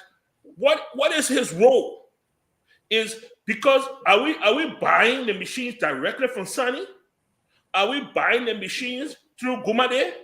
Is Gumade pre-financing these? What do we owe him? What have we promised him? You know, all these things. And then sadly, Mr. Kamara will say, we shouldn't say anything until the machine get on ground. How do you do that? I remember when George Weah took over, we started talking about Eton and Ibomov. Senators and representatives instructed George Weah, so if you got to go to the devil, go bring money. There were other people who stood their ground and said no. Before you bring that money here, we want to know where it's coming from. We want to know who we are going to be obligated to. We want to know our children's future. Are we right now, are we banjoing our children's future? What is going on? Senator Amara Kone, who I do not agree with most of the time, has a responsibility to the people of Bapolu, but as a senator, he also has a responsibility to the people of Liberia. That is the difference between a representative and a senator. A representative is the direct representative of the people. A senator has a more nationalistic view. If the people of Liberia are talking and questioning this thing, American cannot remain silent. He has to stand up for the people, and he has to ask those questions on a national level, and then he has to demand answers. I'm hopeful that as they return to the Senate, that will be one of the first things on the agenda to call the Minister of Public Works, to call the Minister of State for Presidential Affairs, their retirement plan that they have put together to steal millions of dollars from the Liberian people. We'll see the end of it, and we'll make sure that it either goes through properly or it doesn't go through at all. Mr. Gibbon. Thank you very much, Mr. Padmo. I will be coming back to you. You feel that? 1 minute, 1 minute. You gotta wait. You got hold on. You see, one thing I like about you, you let the cut matter short. So keep it short. I'm coming to you. Mr. Nambe, let's take on number 3 here. when But President, let me interject quick now. Just go 30 ahead, seconds. go ahead, 30 seconds, go ahead. But yeah, don't only be looking for people that support you. Let me you know my thing is, You support me the most on here. Go ahead. Mr. Gibson, what do we want? They give out contract. You say, oh, they give out $22 million contract to private company. Illegally. They put yellow machine, your way. Yellow machine, company then put yellow machine on the road. You say, oh, look at the yellow machine on the road. Nothing happened on the road. They just blocking that. They just eat free money. The government say, okay, we'll do that. Say, oh, no, you're supposed to support the public. Let me show you one thing. We'll develop the country. That yellow machine, so they coming in our country. When they come to the port, you and American, you'll go there and go stop the government from bringing it in the country. They will come. The question is how? How is it coming in the country? You know, Aliyu, and I It believe, just on the ship and come to the dock. you know, Aliyu, I believe you sincerely wish for this thing to happen. But I want to tell you, somebody who's been managing engineering for years and years and for decades, if you don't have a coordinated plan for that amount of machinery in Liberia, where I have seen things get missing, whole cars, mismanagement, misuse. If you don't have a correct plan in place to even use those machines, it will all go in waste. You can't pick up traffic if you not see one more year. Let the machine come first. Don't worry, we'll get there. Mr. Nangwe, when Joseph Walker was campaigning, he had something called arrest. I don't know what that is. I guess he has been arrested or something, but they had something called arrest. And the first letter in that arrest was A, agriculture. He said, I am an agriculturist. I have managed the Ministry of Agriculture, LPRC, or the LPMC, you name it. I know how to do these things. Then right behind him, somebody posted all the machine in FOIA that either the snake bit or something and the grass was growing. So he said, believe me, love Liberia, the rush Liberia, bury Liberia, something like that. And here we are talking about rice. This man said, when I take power, we are going to review all of those things. And this man, the President, we have increased the rice to $17, which is a crime against the people. Those were Joseph Walker and the Unity Party. Today, Joseph Walker is in power. The first thing they did was they brought one old letter from China, from India. They say India said they were increasing the rate by 10%. Little did they know that in 2022, Georgia received similar letter, not only with 8% increase, but 20% increase. And yet he managed to stabilize the rise through other means to bring some relief to the Liberian people. Mr. Namwe, here we are. The Commerce Minister is contradicting the president. Someone said the president went in a meeting with the rice dealer and he walked out of there. The Commerce Minister said we are a cartel. The importers of rice are cartel. The Lebanese importers are cartel. So here we are. The president is contradicted by his Commerce ministry and minister, and he was so frustrated he walked out of the meeting. And the right prayer will continue to go on. Yeah, I mean, we heard those reports too, and again, they give room to so much speculation because, they don't tell us much. The president met with the importers, yes. He and his commerce minister have publicly disagreed on this question of how to address, the issue of the rice. But again, like I indicated earlier, these are questions that have been on the dashboard for a very long time. And this president, he has even, I think he has dealt with some of these problems. And yet they come in and they can't seem to figure a way out of them. The question of rice, question of gasoline, those are persistent questions, and those are very, very touchy questions. So when you're coming in as a president, you should expect to be tested on these questions, and you should be ready. So yeah, the commerce minister, I hate to do this, but he's been put out there to me as a scapegoat. I'm not. I don't want to believe a touchy political issues such as rice would have been left single-handedly or unilaterally to the commerce minister to announce to the nation without consultation with the presidency. I doubt it. So was he put out there to test the waters, and then we have the white knight, come in and rescue the people by reversing the minister? I don't know. But as to where we are, I have absolutely no idea whether the price has increased, whether the price has remained the same. But there are reports of people buying rice for $23, which is even $3 more than what the commerce minister had announced. Because the market will always, if you let the market, it will determine, the price. I think what they can do as a starting point is to open up the rice market, liberalize the market. Why do we have so few people? Why do we need permits to bring in rice? If you want quality control, I think there is a process that can be used to ensure that good quality of rice is brought into the country. Why do people need permit to bring in rice? I think if more people are bringing in rice, the market will determine the price of the rice. I can bring in my rice, whatever rice I bring in, and I decide I want to sell it $100. You can bring in your rice and decide to sell it, $5, and let the both of us, put our product out there, and let's see how the people react. Why do we have to control the price? I heard they're not giving jobs. They're not been giving people a chance to earn money. So they gotta find a way to keep prices low so the poor people can buy something. Right, The and real then problem they can't address it. Yeah, then they subsidize it and all that. So I don't know, Thank you. Mr. Gaiman, but to be honest with you, I have no idea where we are right now. But it doesn't look good on the government because the question has not been addressed.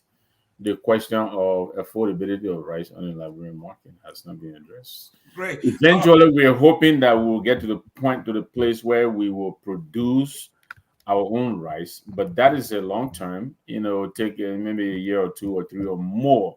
So for the near term, I think opening up the market and let the competition, or maybe the president can look to the region. There are a lot of countries in the region. I think that could help us out. I don't know, but maybe they have. But China, apparently, China is not prepared to play game anymore like they did previously. So maybe they should look elsewhere. Great.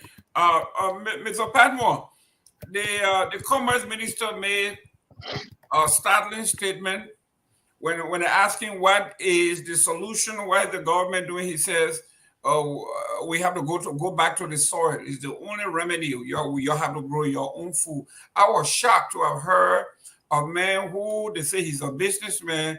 He has a command of business dealings and all of that. He put his hands up and say, basically, you are on your own. You need to go back to the farm and grow your own rice.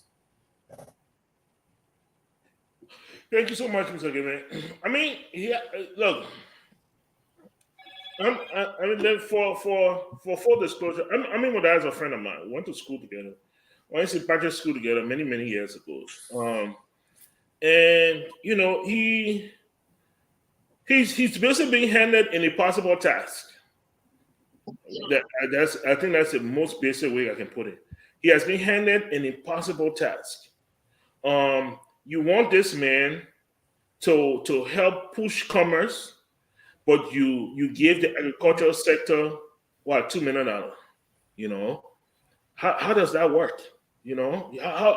How do you expect him to when you have an agricultural sector that has no money? How can he correlate with them to actually empower people to do these things? He's been given impossible tasks. Unfortunately, he's also a politician, so he cannot speak freely. So he has to harness his thoughts, harness his feelings. And even when he tries to, you can see what happened. He was bashed, he was put under the bus. Everybody acted like they didn't know what he was talking about. Everybody here know that Modad, the Minister of Commerce, will not come and make a statement without first talking with the President, with the Minister of State for Presidential Affairs, and others in the government, the Advisor for Economic Affairs. These people talk on a daily basis. They have a chat room that they go back and forth on daily basis. But they decided it was comfortable enough. You put under the bus, you bring the President in, the President will make some lavish statements that we cannot back. And and we'll just move forward from there because it is politically savvy for us. These people have not realized that the elections are over. Now it's time to govern. And they really think that these political gimmicks and throwbacks are going to catch up with you. It's going to catch up with you. Sooner or later, it's going to catch up with you. Right now, we continue to ask the President, Mr. President, where is the declaration, asset declaration? These are the things that catch up with you when you say things before. Like to say, I know he owes, maybe he forgets a lot, but people we don't forget. We'll continue to bring those things up. And that's why even in the face of 285 yellow machines, we are bringing up the topic, Mr. President. Last week, we were talking about rice. You have not given us a solution to rice. You have not given us a roadmap to the solution for rice. You have not empowered. I'm a farmer. So I know. I'm a farmer. So I know that none of us have been called. There hasn't been anything handed down from the Ministry of Agriculture on the way forward. Nothing. We have basically been told you're on your own right now. And that's exactly what Modad was reflecting. You're on your own, And how do you expect for the government, how do you expect for the country to thrive, to grow, and to feed itself when the government has no way of empowering people? So there you have it. I don't blame. I'm just saying what he has been handed. Mr. Tao, you are out there in the field. You guys are chemical folks. You know about growing. You know about fertilizer. Halliburton is the largest of the largest in the country. They do basically everything. So here we are, the Minister of Commerce, who himself is member of the Lebanese Merchant Association that are importing rice. He put his hands up. He said the organization is a cartel. And he is saying the rice price is going to go up, whether we like it or not, and the president disagree with him. But the president, the only thing he could do was they say he walked out of the meeting. Whether even if he walked out of the meeting and say, listen, oh, my dead body, this is not going to happen. It never happened. They said, this is what we want. He just walked out, Mr. Tao. Okay. So look at what happened here when it comes to the rights issue. Just like many other issues in our country, when you don't have a government or a political system that is nationalistic in some sense to look at, they don't have pride, no self-respect, they have no shame face. So you arrive at these kind of things. Modad is right. The rice imported their cartel. These guys have heavy influence in your political system. Don't forget that most of your representatives and senators, even your president, their campaigns are sponsored by these guys. This is why they're so bold. Mr. Nangwe just raised a point. If you say you are in a capitalistic system and you believe in capitalism that encourages a competition, why do you put licensing and restriction to kill that their so-called cartel? Just open it up. I can bring few people together. We can put 4-5 million out and we can import rice. I can import rice on my own. I know people in Pakistan and in China and in India, people that I've actually done major projects with. Do you know that it is almost impossible for an actual Liberian to get licensed in Liberia to import rice? It's almost impossible. This is because your officials sit through those cartels and they collect money. So they will leave at their fellow Liberians. So this is one of the things. Just open it up, liberalize it, as Mr. Nangwe said. It solves a lot of the problem because guess what? A lot of rice is going to start coming in and it's going to kill the whole thing. The only thing they could try to do, the Lebanese and the Indians, is trying to go to their home and trying to see if they can strangulate you and try to stop you. But guess what? The people in India didn't say they were doing business, so they would sell rice. Okay, so that's one thing. But look, let me come to a point. Why our agriculture is so poor. You don't take agriculture, health, and education. These are the three pillars of any nation in order for them to survive and sustain. The Liberian government, since the war on Ellen, they took these three areas and they placed it in the hands of donors so that they can just seal money and allow donors. Donors are not going to do these three things for you because the three things are going to make you independent. It's going to make you to be able to function and be able to use your own resources. So they will undermine it. Honor Ellen, the USAID created a huge fund for them to be able to sponsor agriculture. Guess what happened to this stuff? The American that is sitting there, out of that money, he was able to create a palm farm. He became a farmer. Ellen became a farmer. Edwin Snow became a farmer. Ellis Tyler became a farmer. You see here? So even when the Americans come in and they're even trying to help through the agriculture, the little money that they bring, they hijacked it instead of going to the actual farmers that could actually produce. They hijacked it and they all became farmers. They're all palm, rubber, and cocoa producers as you speak. That is why he has no credibility. So this is where we are. Our government don't care. Just like Mr. Padmo said, they're putting retirement plans together. These guys have not been in power for 18 years, more than 6 years, and they're coming in. They don't think that they're even going to win because if Waka cannot run in 2029, they're not sure that Kun can carry them because we are still sitting in the back with his popularity. They're going to clean house. They're cleaning house so that if anything happens, they have golden parachute. That's what we are seeing here with the machines, with everything else. Thank you.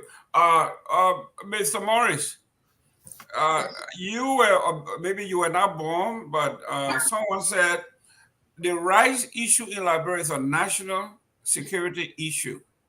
Anybody who plays with it, I was listening to, I think NPR, and somebody says the staple food in the Ivory Coast is not rice.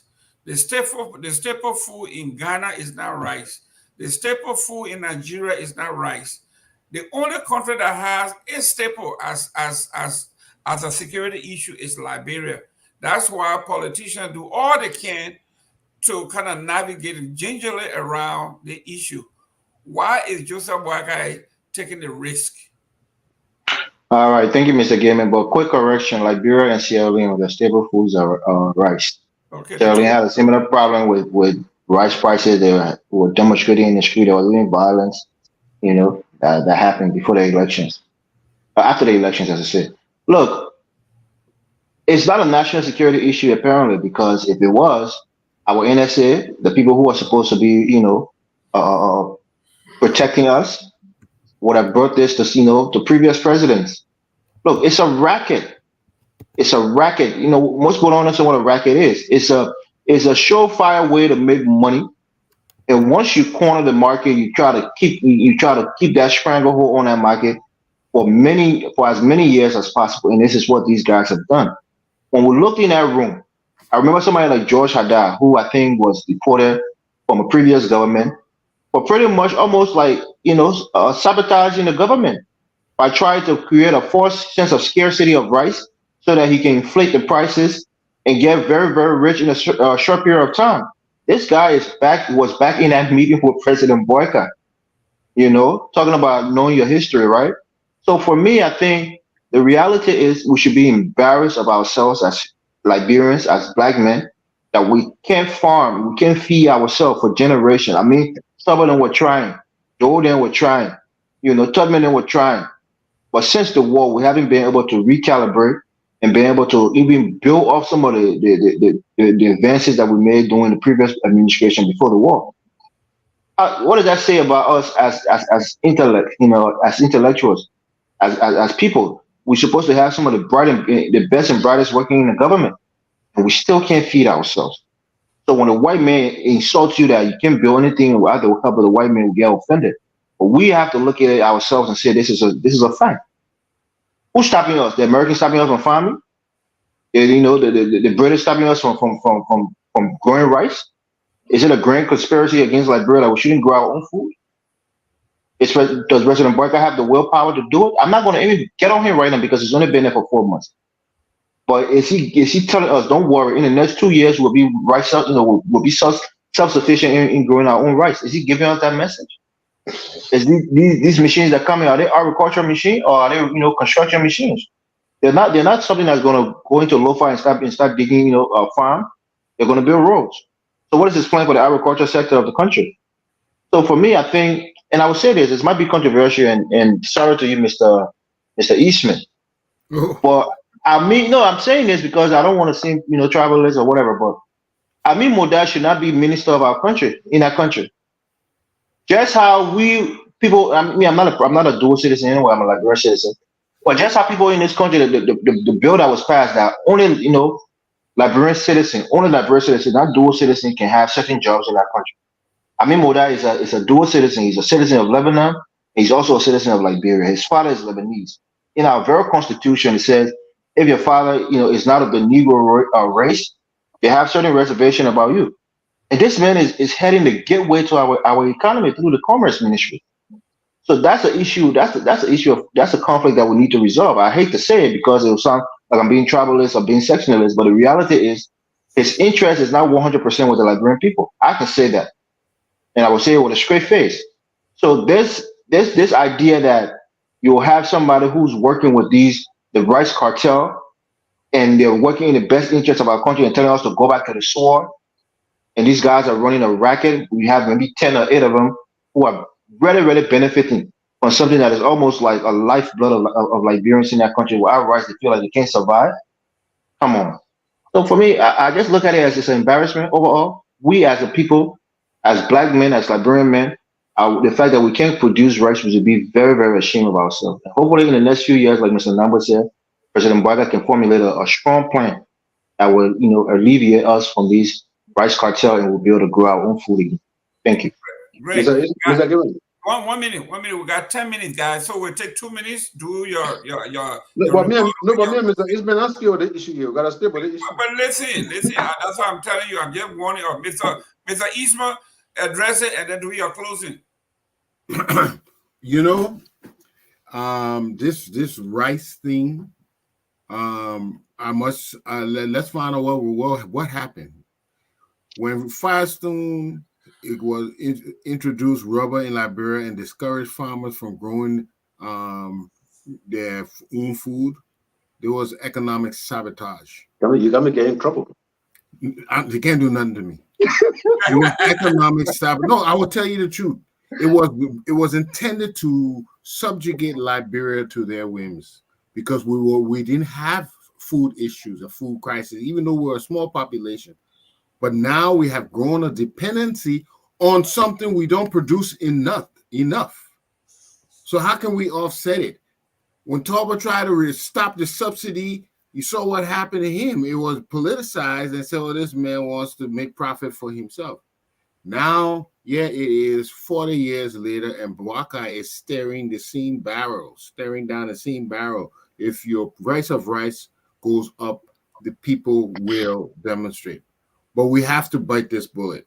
If we cannot produce the rice ourselves, then let it be sold at whatever market price it is. Let us start eating substitute food, cassava and eros, whatever substitute food that what you eat. But we have to first encourage production and farm in the country. But I do not support the subsidy of rice. I think this is not sustainable, and the only way we get ourselves out of this is to produce what we eat. And if rice cannot be produced in sufficient quantity, given I think we produce swamp rice. We did a study 30, 40 years ago. We found out we cannot produce enough rice. But here it is today. We're still facing the same thing. We eat other stuff. Ivory Coast can eat different things. And everyone, our neighbors can eat different stuff. We don't have to eat rice. And if we're going to eat rice, then we have to pay the price. But subsidizing rice is not sustainable. That's where I am. Thank you. Mr. Kamara. Yes. Yeah, first of all, I really been enjoying this show because I hear a lot of stuff. Mr. Pamo is becoming my most favorite man. Mr. Gamer, I think Mr. Pamo is winning over you. Mr. Pamo. Wait. I mean, he's becoming my favorite. You know, but no, Evers, Mr. You have to first of all read the Constitution of Lebanon to make that statement. The only way the whole dual citizenship thing will affect Mr. Modar if the Lebanese law states that if you were born to one Lebanese parent outside of Lebanon, you are still a Lebanese, then it would affect him. Okay? But Lebanese law clearly states that once you were born outside of Lebanon to another parent that is not Lebanese, you are not a citizen of Lebanon. So that makes you automatically an all-around Liberian citizen. But anyway, look, let me just say this. The yellow machine you were talking about, Evans, yeah, you had a great question whether it can clear road. I have to clear farm. Yellow machine can clear farm. Very, very, very good. Yeah, they can clear the road. I had to clear the farm. At the city. No different there, okay? So the yellow machine I didn't see no tractor there. But I just say yellow machine. Yellow machine can't clear farm. They can clear. If they can clear road, why they can't clear farm? Anyway, so look, we are grateful to Mr. Walker. We'll see how thirsty he is. President Walker, excuse me. Thank you, sir. President Walker, we'll see how thirsty he is. He's desperate. You see, the rice issue at this point, President Walker has knocked a hand on the table. He said $1, like Mr. Ismail was just saying, $1 in the stock cost subsidy. One human being will not see it, not under his administration. Joseph Walker, right now, his focus is how to make Liberia self-sufficient in terms of food. That will be not sleeping. Playing. Yeah, Mr. Ismail. Mr. Ismail, things are not done like this. They're not done the way you want it done. They are not done when you want it done. When you listen, election have consequences. When you elect a leader, every single leader, all of us sitting here, we're all talking. Each one will have different natural way to lead. Different. That is why election have consequences. When you elect someone, they have their style. You can't always believe that their style must coincide with how you see things, how you understand things. If that's how you're going to think, you'll be frustrated from government to government, because the next president, you see that boy honor him as vice president, when he becomes president, he'll be completely different about that. That's human nature. Facts are universal. It doesn't matter which side they're on. We're talking about facts. That's all we're talking. Facts are universal. Okay, but they're giving the floor to speak about it. Yeah. Other than that, then you're in an alternate universe. If you have your own different set of facts. You're running out of time. Not me running out of time. It's making me more time. Okay, it's disrupting. You understand? So, Joe, what I'm telling you now, some of all the reasons why we're not panicking, somebody come and say, oh, he's supporting Joe. I will support Joe Walker unless I realize that he's messing up. I see the things that Joe Walker do that are not. I thank God my eyes were open when these things were done this way. I thank God that I even saw the most of other people companies. Didn't like the way they monopolized, but I saw the intention behind what they were doing. I see Joseph Walker action. I can relate, I can connect Joseph Walker action now with all the way 1983. I can connect it. I see similarities. All right. Now, is there an issue that they're not communicating as they should? I have some issues with that. They should communicate better than they're doing. But the thing that a whole government of people who have been in government before, some of us here were even born, that they don't know what they call retreat. They don't know what they call plan. They don't know how to set an agenda. They don't know nothing. Only us sitting on focus on Liberia can correct them and tell them what to do. I think we just go, we're over ourselves. We're going too fast. They know what they're doing. They're not communicating it the right way, and I think it's leaving room for a lot of speculation. But Joseph Walker knows what he's doing, and the outcome is what he's going to present to you. Thank you. Thank you. Mr. Elvis. Thank you, Mr. Gamer. Look, I keep saying it. I think my perspective on these things has changed a lot. I keep looking at it as the onus being on us as Liberians, especially as men. It's an embarrassment where our country is. We should be embarrassed of ourselves. And for those of us who are in the diaspora, we think we have acquired some level of education and level of sophistication, and we are better off than most of the people in Liberia. Not that it's particularly germane to this conversation, but if you have a phone, I want you to research the countries with the lowest IQ in the world. Liberia is tied for second. meaning that we have we're in the 45.7, where some people IQ is on average 90. Some people in Asia is in the hundreds. We're at 45 point something. So it tells us that we're not as smart. We haven't educated our population. Our our rationale is lacking when it comes to to making critical decisions in Liberia, and is reflective of our decision making when it comes to election. It's reflective of our decision making when it comes to a governance in our country.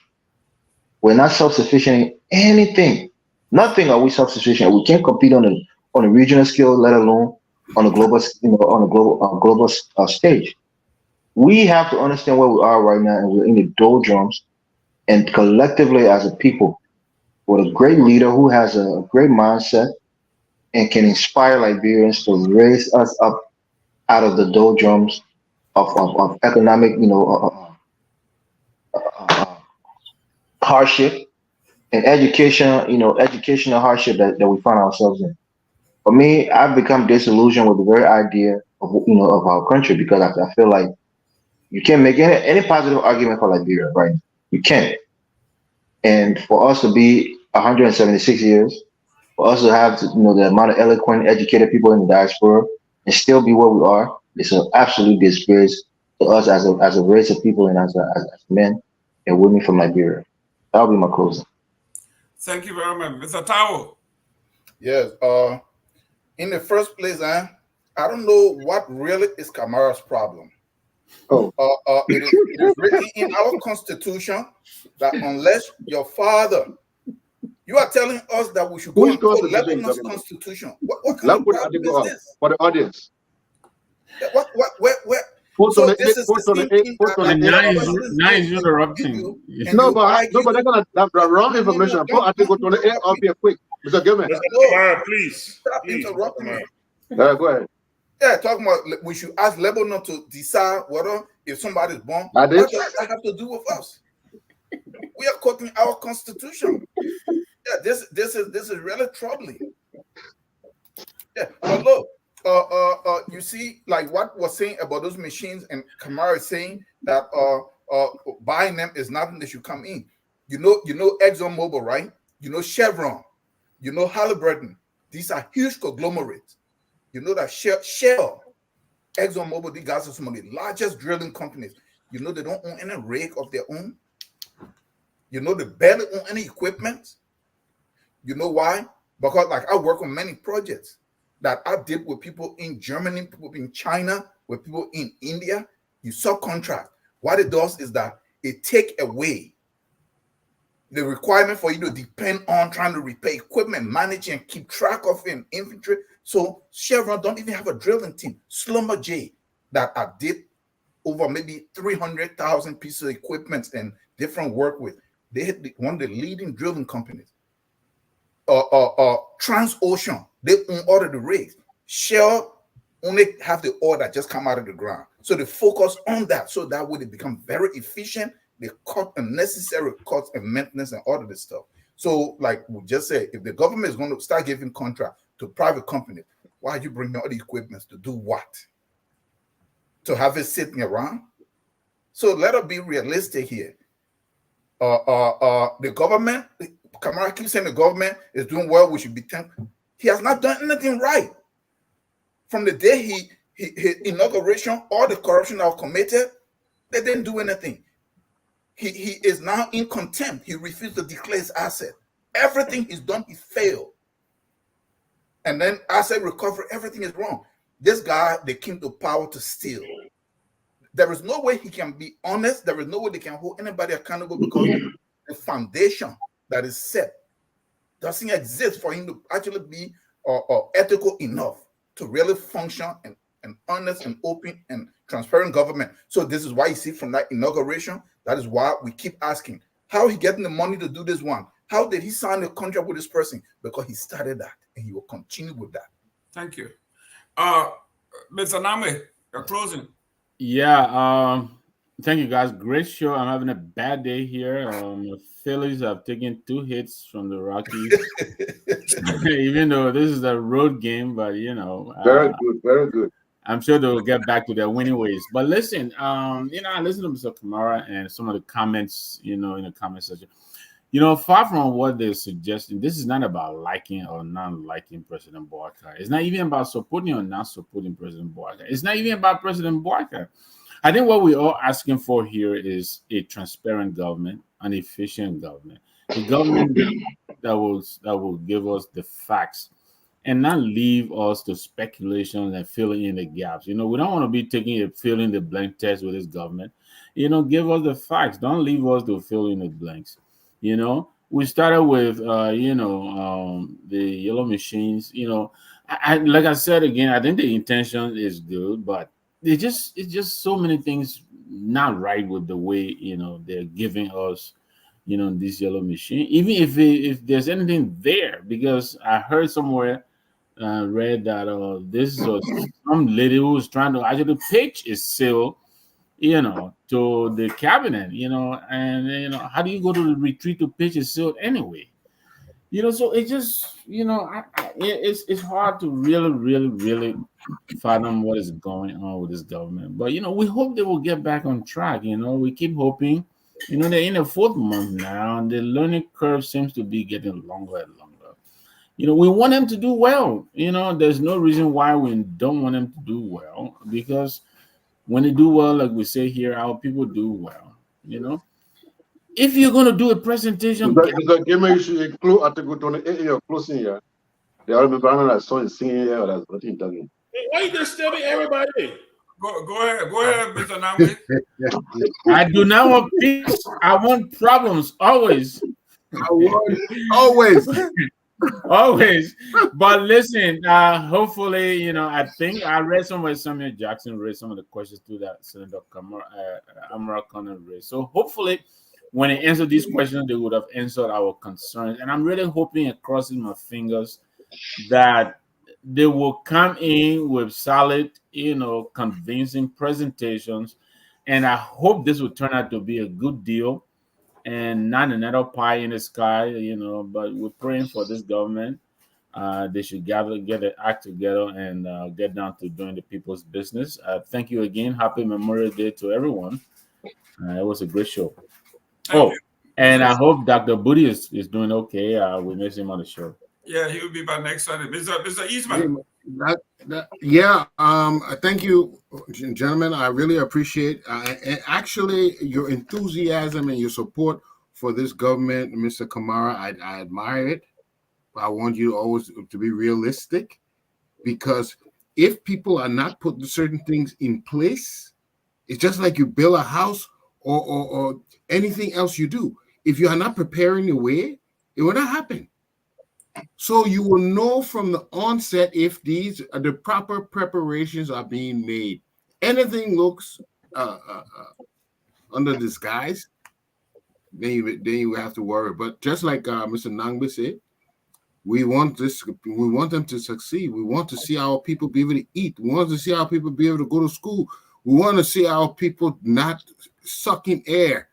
And the only way it will happen, like I said in the beginning of the show, they have to address corruption. Even in the schools right now, our educational system is facing a setback because of the bribes and whatnot going on in the school. That means we are producing students tomorrow who will not even be able to help the country because they only have a piece of paper. We have to address the corruption. I'll leave it right there. Great. Mr. Pablo, take us home. Thank you so much, Mr. Gaiman. Appreciate you. Look, I'm not even gonna spend time. Mr. Palmer, don't forget Mr. Kamara's Article 28. I think. Yeah, we had to go to the first, Mr. Tao. Wait, you had time. You didn't read your 28. Or somebody would have told you. I want to educate Tao. Don't use my mouth to chew your pepper. Go ahead. I'm not going to spend time on Modai's citizenship. Like I said, we grew up together in St. Patrick. Modai as Liberian as everyone else sitting here. If I had to actually do the math, I think Modai I even spent more time in Liberia than I have, because I spent the last 20 years in the U.S. With that being said, look, we are not children, okay? We all have a thinking brain. We all want what's best for Liberia. The elections are over. The Liberian people chose Joseph Boyka to be their leader. If Joseph Boyka faced the role, we will not enjoy it. If Joseph Boyka faced the role from Cape Palmas to Cape Man, when I enjoy it, I will sit down here and be there and say, I want to ask you. I will not ride on that road there. I will not go Cape Man. I will not go the place. I will sit down and do. All of us here will be bluffing. Thank God now we have a coastal highway. We can bluff for it. Some of us here that business people will be looking for investments in those areas. All those things. If we want those things to happen, some are looking for farmland. We are concerned about farm to road. If you bring something to create that avenue so that there will be farm to market roads, you think some all will be happy? But we are not children. That's something you gotta keep secret.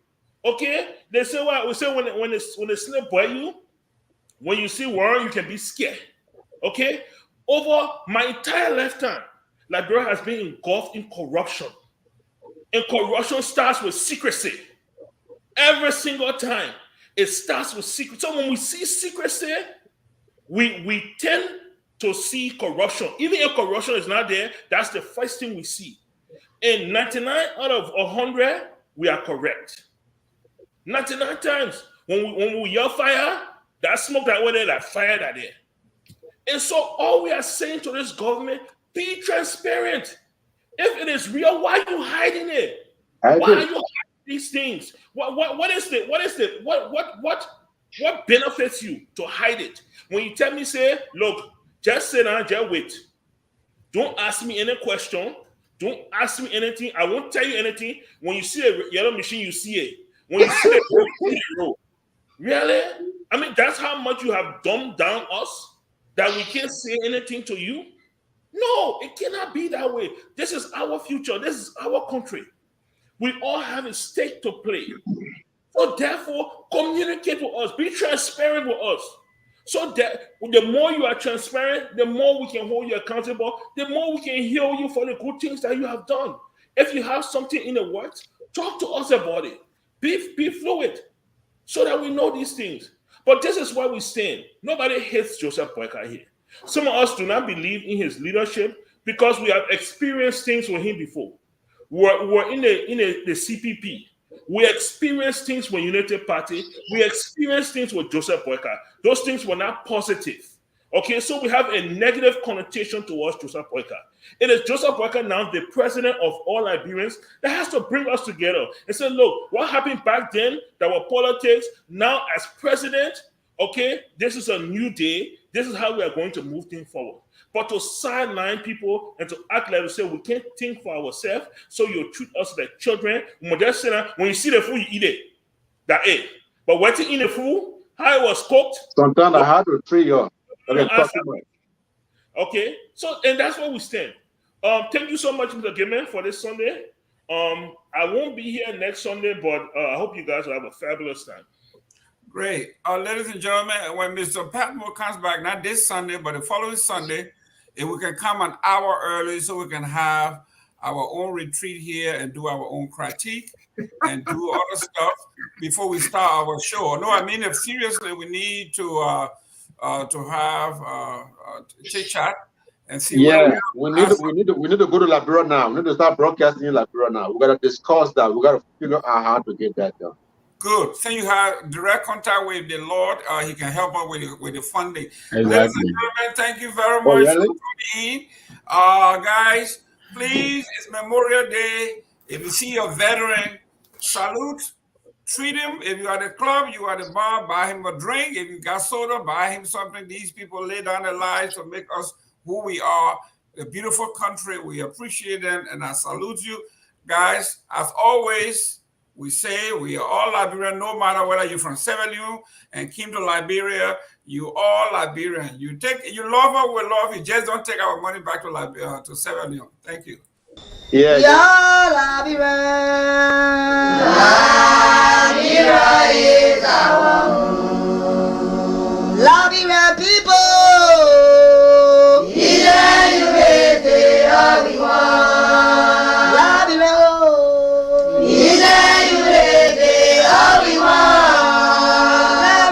Liberia.